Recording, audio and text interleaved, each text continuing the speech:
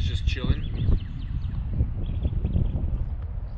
A bird on the branch, just sitting there. Or a cow, just standing in the same spot.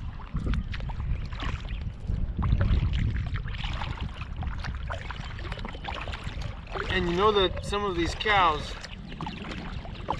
they're tied to a pole, or they're locked in a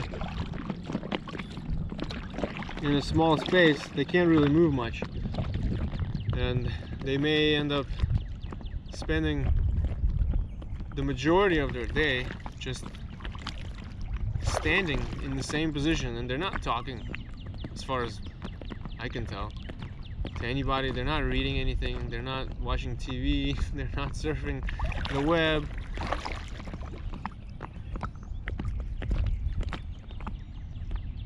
What goes on in their minds? What are they thinking about?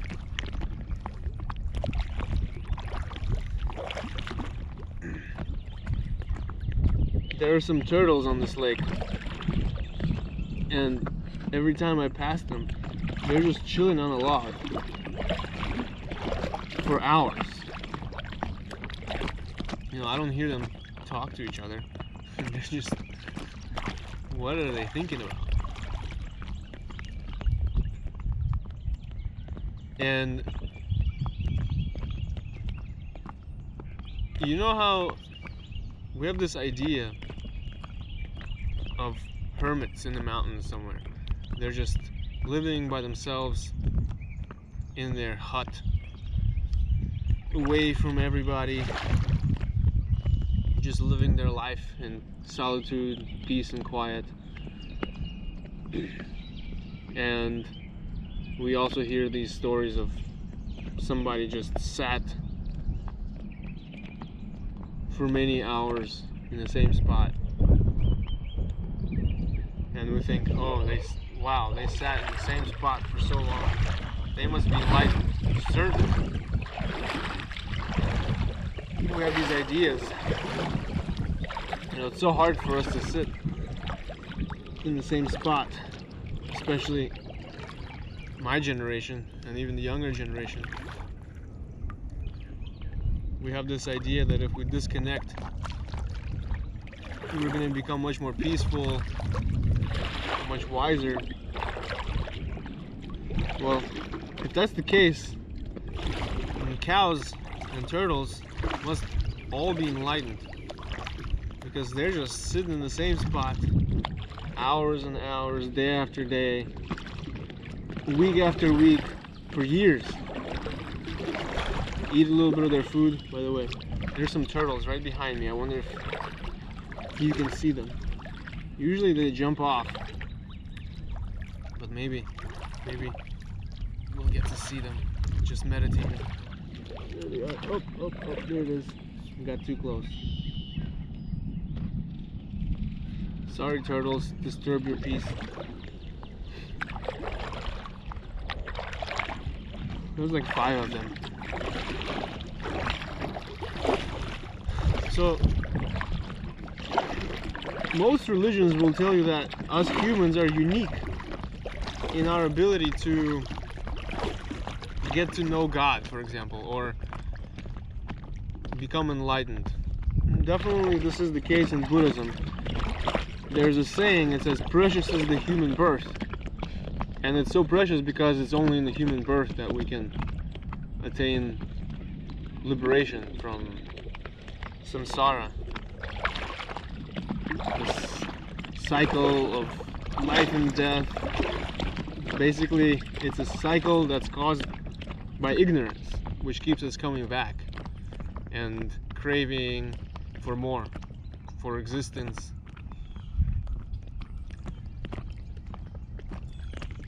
And reflecting on these turtles and these cows, for years I thought about it. It's like, certainly these cows must be enlightened. Or there's some kind of mythology. Maybe no one really gets enlightened. We just trick ourselves. We trick ourselves into thinking that if we sit for long enough, we're going to become wise. if we're quiet for long enough, then the inside will become quiet as well.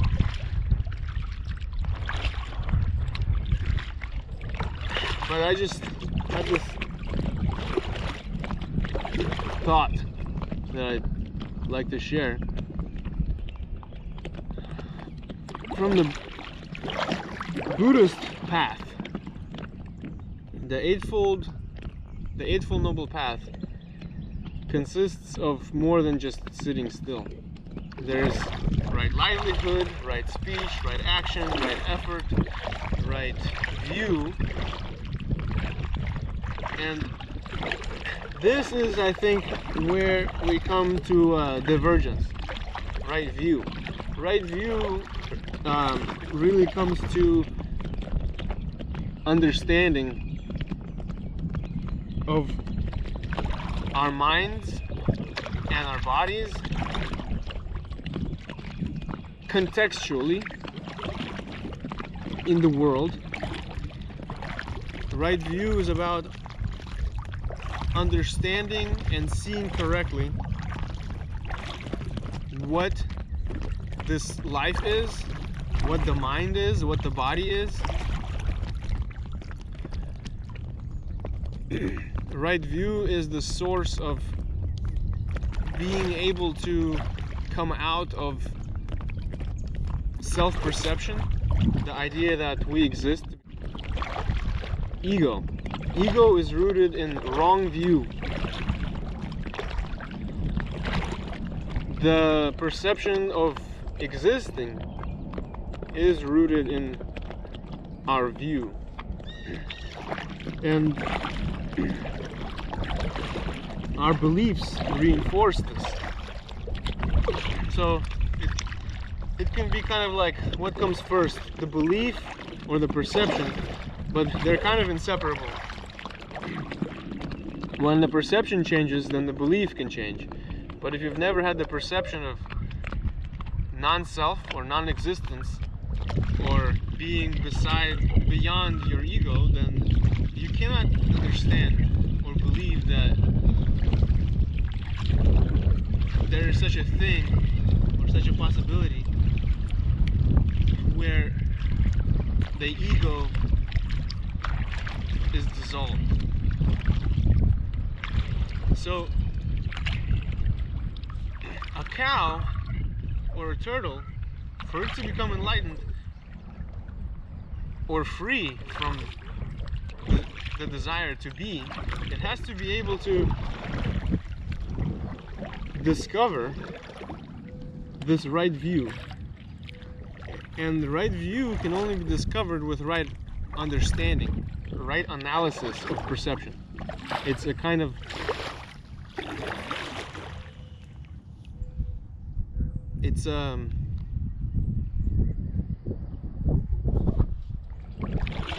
breakdown of our reality as we know it. And any being has to go through this process of analyzing, of looking, examining the world, the perception, the subjective experience, until it clearly sees and experiences subjectively that the ego is an illusion. So a turtle, like the one sitting right there on that log behind me, who's afraid of me right now, it's really cautious. It might be thinking about whatever for its entire life, but if it doesn't accomplish the task of analysis, oh, the turtle's gone. The task of analysis of itself and its environment, it's not going to have right view. And without right view, it cannot have right understanding, it cannot have the right perception, it cannot have the right belief. Its mind cannot be liberated from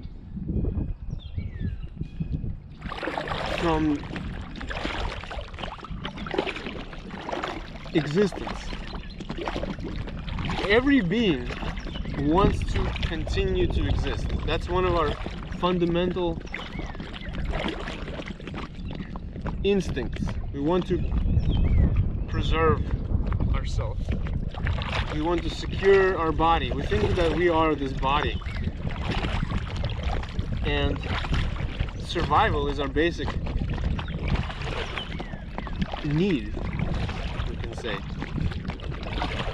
And the only way to come out of this attachment to survival is to discover that this body is not fundamentally what we are.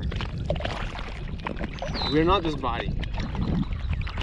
So we have to come to something else. Kind of transcendental awareness or experience or conclusion. However you come to it, we have to come to some foundation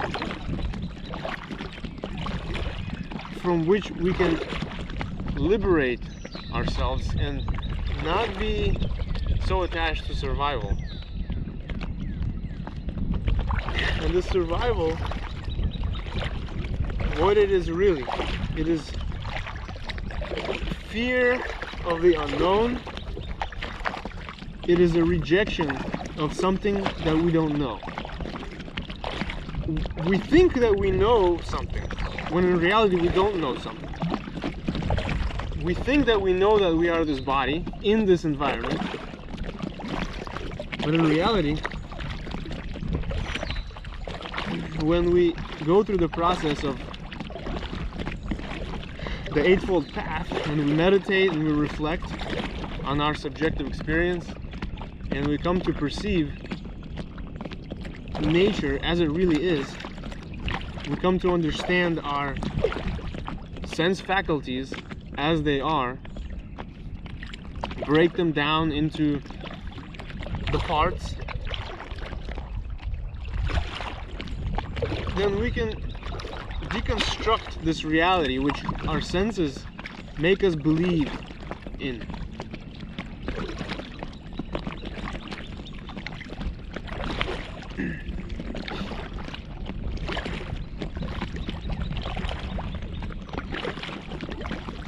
So what does a cow experience? What does a cow believe? What does a turtle believe? There are no cows. Why am I talking about cows? There are lots of turtles here. What does a turtle believe? I have no idea what it believes. But my guess would be that they're dreamers. They're dreaming. Just like when we zone out in life, when we're just sitting there or we're sleeping, we are full of impressions that we've accumulated in life. And when we're dreaming or we're just zoning out, all these impressions are running through our mind. We're going over them. And we're not only going over what's happened, we're creating new realities in different configurations. Our mind is doing that. And sometimes we travel into abstract places that don't even totally correspond to this waking state. So I bet that a turtle is dreaming, it's zoning out most of the time that it's sitting on that log. It's creating and recreating the perceptions that it's been exposed to for its entire life in its mind. And that's what's going on. And that's why a turtle or a cow most likely will never become liberated or enlightened, because it doesn't have the intellectual stimulus needed to analyze this world. Most likely there are no turtle teachers. Now, I'm just guessing. I'm not gonna bet my life on it or anything. Maybe there are hidden, secret turtle languages and turtle teachers and masters who communicate the teachings of liberation to all the turtles and all the cows. And maybe they do get liberated and enlightened.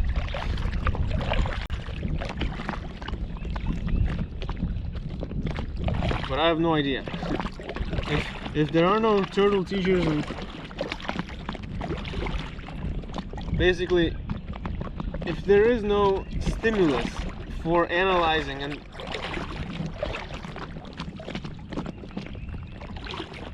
breaking down this experience, then there is no prospect for liberation for a turtle. By the way, as I'm paddling here,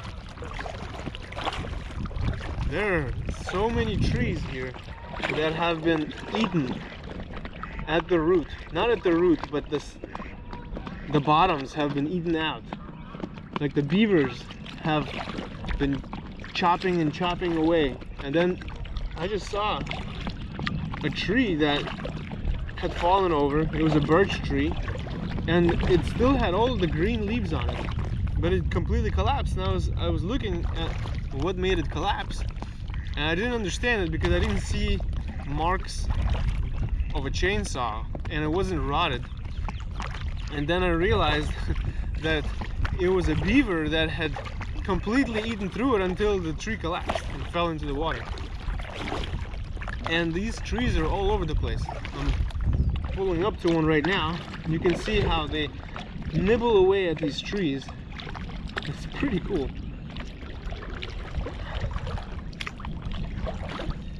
Here's one right behind me.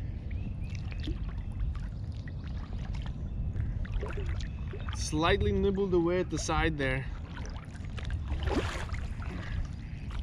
And this tree, I'm not sure if it's a living tree or if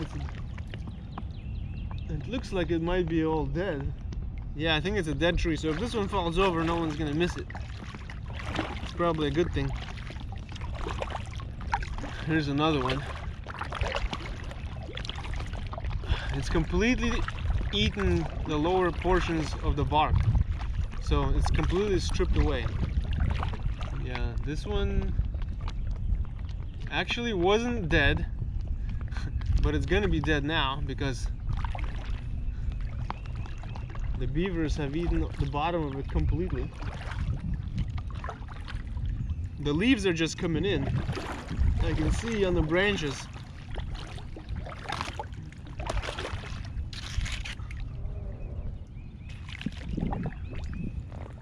There are little leaves coming through.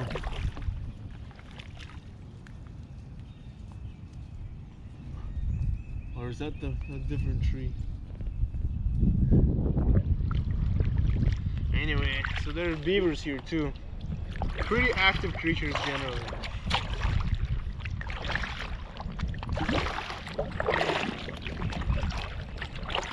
We have birds here, ducks,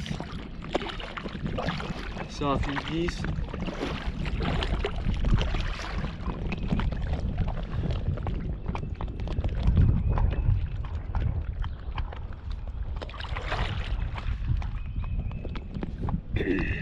So, a hermit somewhere in the mountains living away his life in solitude does not mean wisdom, does not mean liberation, does not mean enlightenment, freedom from suffering, freedom from ego at all. Who knows what the person is experiencing? Are they analyzing? Are they breaking down? Are they coming and developing right view? There's no way to know. Right view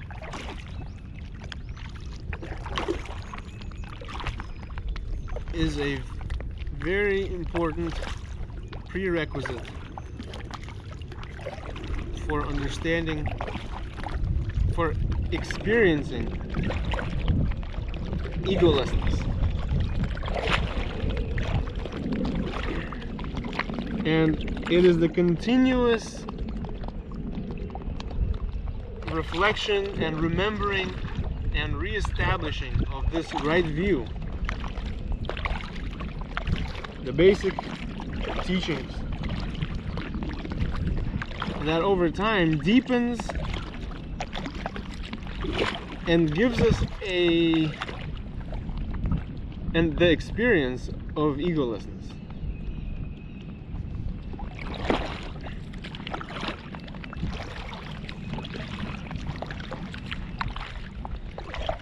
And anyone who's experienced egolessness will understand the teaching at a totally different level.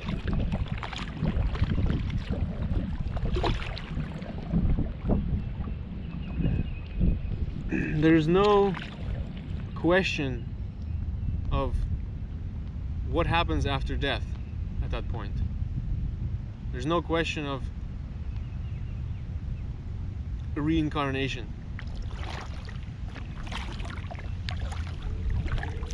As long as there's momentum towards ego, then we can expect reasonably to be reborn and to continue to experience life over and over again. But just through reasoning, it wouldn't be too much out there to say that if the mind becomes inclined towards egolessness, in Buddhism this is called anatta, non-self, then that momentum towards existence and becoming something is gone. And if that momentum is completely gone, then it's certain that there's no rebirth and no becoming. It is the ego that fears. It is the ego that identifies with the body.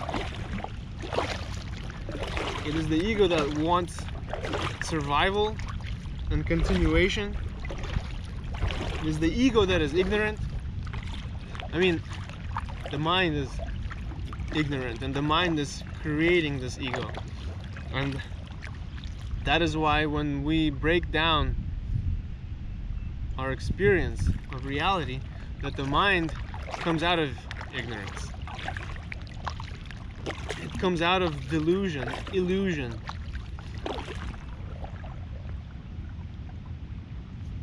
And at a certain point, we see reality as it is. Now, this question, or the statement, see reality as it is, can be misinterpreted completely.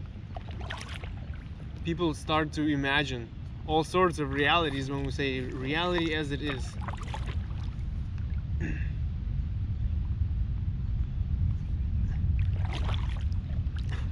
Who's to say that this view of reality is better than that view of reality, and that this one is more correct than another one? That's not the point. The point is that there's a certain perception, that there's a certain view where there is no ego, there is no sense of self. Oh, there's a little baby turtle. And when you experience that reality,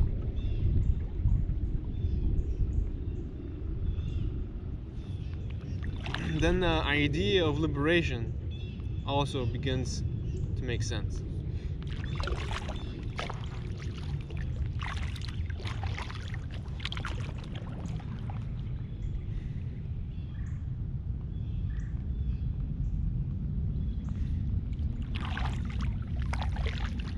Do you have some pets?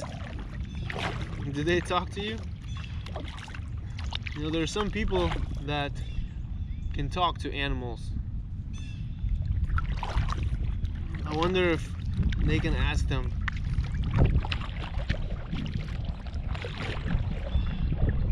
about their experiences. We can teach animals to talk our language. Parrots. We can teach monkeys to communicate to us. Dogs, elephants. There are many incredibly intelligent animals in terms of communication. But can we communicate to them the teachings of liberation?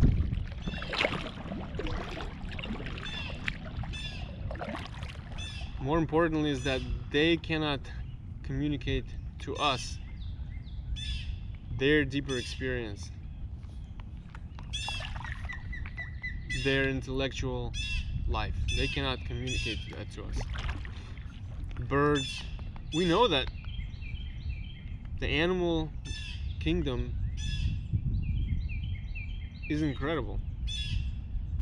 Maybe they do. I'd like to think that they do have a deep spiritual, intellectual life as well, and that we just unable to know, unable to understand how that process works for them. Alright, I hope you guys enjoyed this video. If so, subscribe and make sure to comment. We'll take you on a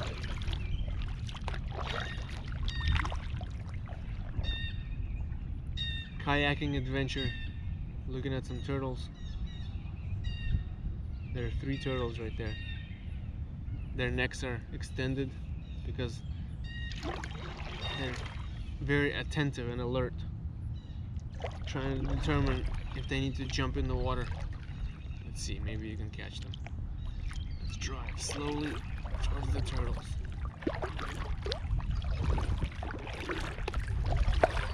They're probably gonna jump in the water. Oh, there they go. They're gone.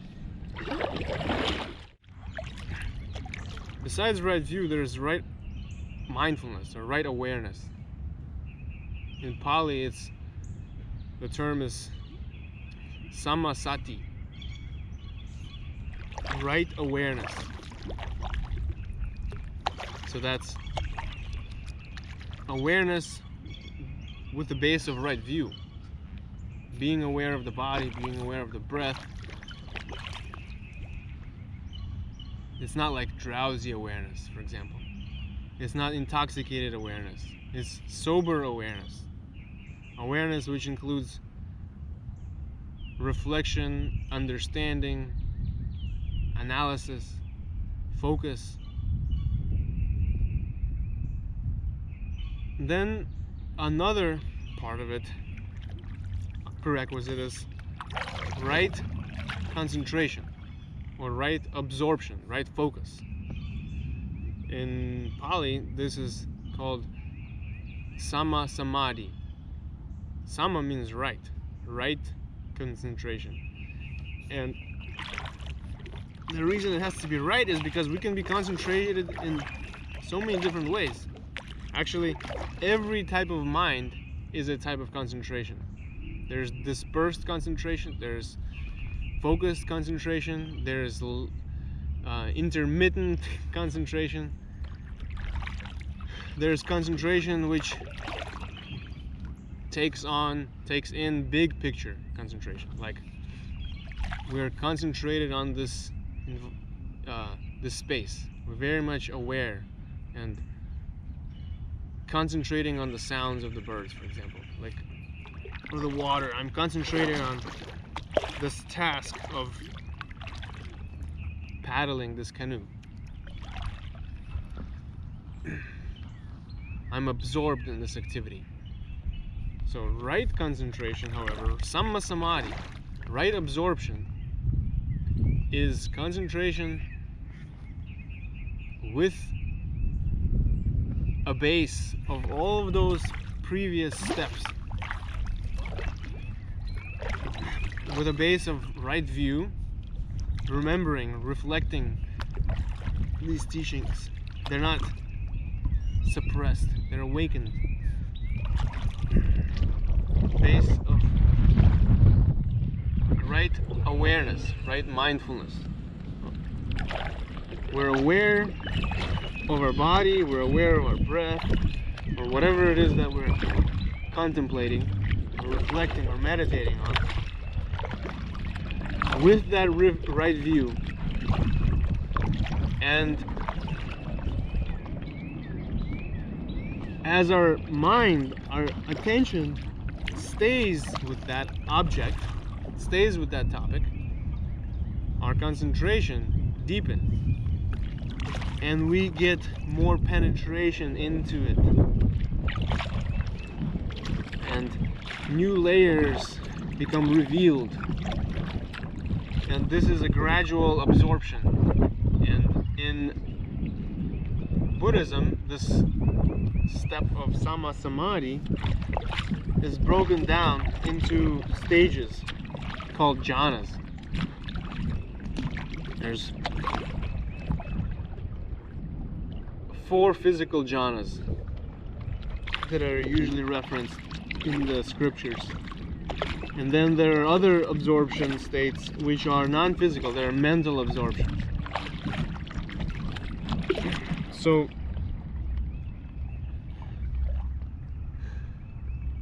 what to say about turtles? If a turtle doesn't have right view, it cannot have right awareness. It certainly cannot have right absorption.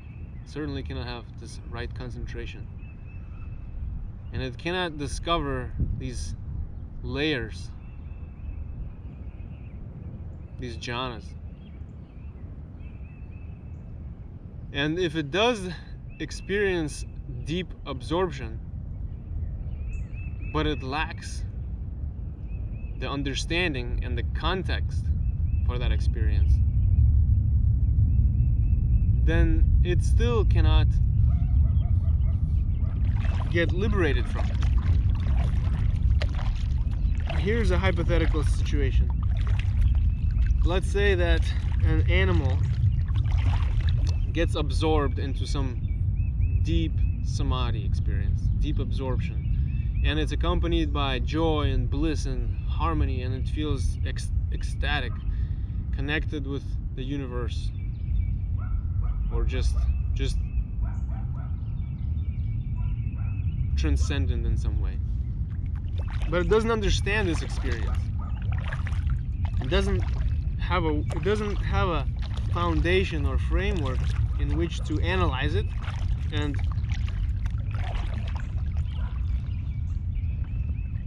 free its intellect, free its mind from fear and from the desire to continue to exist. It will also have the natural tendency and an inclination to hold on to that experience, to grasp to that experience. If it's really blissful, anything that is good in our lives, we want more of it. But one of the foundational teachings or realizations that one must discover is that in this life, nothing is permanent. All experiences, all views, all perceptions, all of them, all perceptions are impermanent. They are based on something. They're conditional. They're based on principles of cause and effect. They have a cause. Some actions that we've taken have resulted in these experiences that we have now, in combination with the environment. So all of these things coming together create our experience.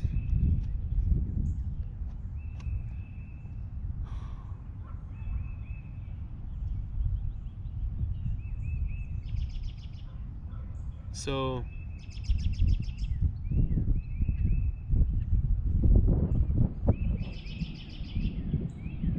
once a being has all of these prerequisites, then the chances are actually pretty good. Actually, it's not just pretty good, it's inevitable that this being will experience the type of liberation that is described in the literature, in the scripture, Buddhist scripture, Nibbana.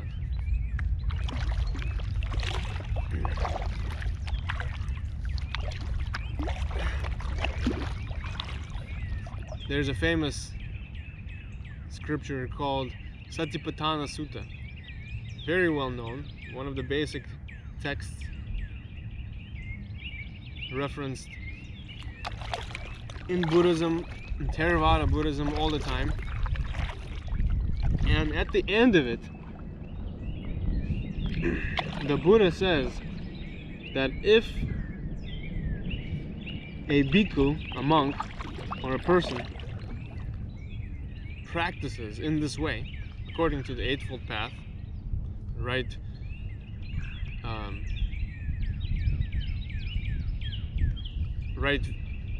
speech, right action, right livelihood, right thought, right effort, right mindfulness, awareness, right view, and right concentration. I just put those out of order. But if a person practices in this right way for 7 years, then he's bound to be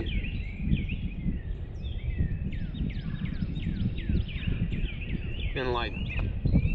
And if he doesn't, and then he goes on to say that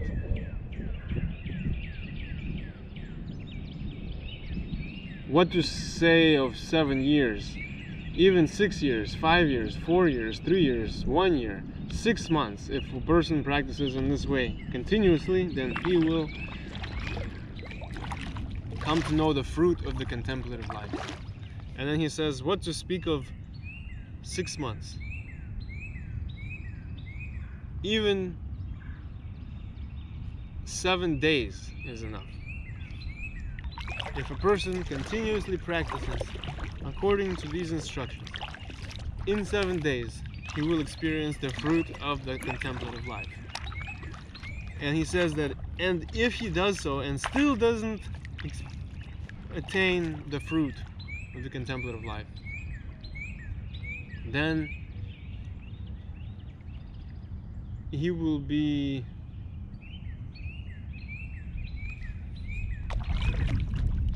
guaranteed, I don't want to misquote it, he will be reborn in a place where it is possible to attain and finish that job,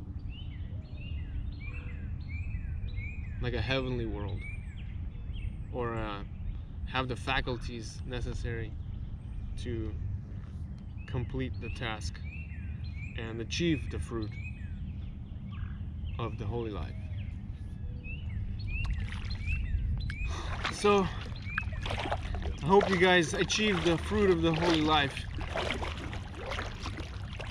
May all beings achieve the fruit of the holy life.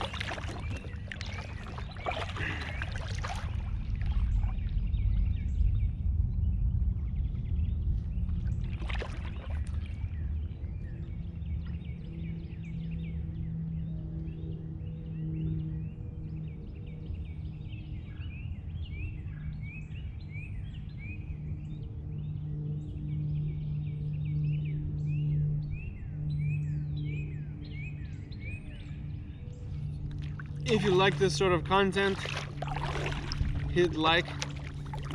It supports my channel. It gives me encouragement to keep making this content for you guys.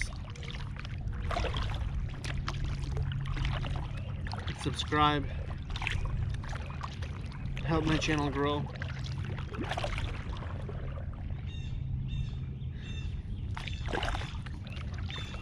Leave me a comment, engage in conversation. What do you think? Do animals meditate when they're just chilling? Turtles, cows, beavers? Let me know, guys.